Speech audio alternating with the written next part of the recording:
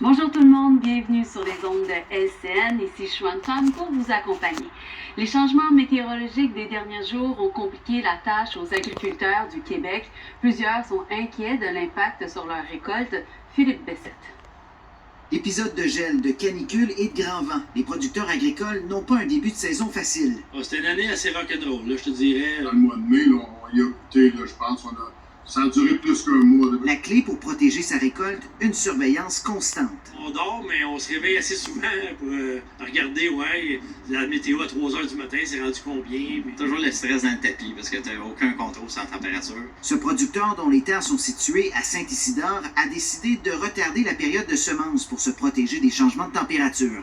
Au lieu de transplanter dans les dates prévues, on a retardé dans les serres, puis on a mis les plants qui étaient sortis à l'extérieur, on les a rentrés à l'intérieur pour éviter qu'ils se fassent geler, puis éviter de risquer tout ça, là. Les variations de température sont de plus en plus extrêmes en raison des changements climatiques. La seule option, les producteurs doivent investir davantage. Ce qui nous force à investir plus au niveau de l'irrigation, des bassins d'eau, des puits, des tuyaux d'irrigation, bien sûr de la main-d'œuvre pour réinstaller tout ça. Dans notre cas, ça peut représenter facilement 300 000 $. Là. Et comme ailleurs, les prix pour ce genre d'équipement sont en hausse. Depuis les 2-3 dernières années, là, les prix ont explosé là-dedans.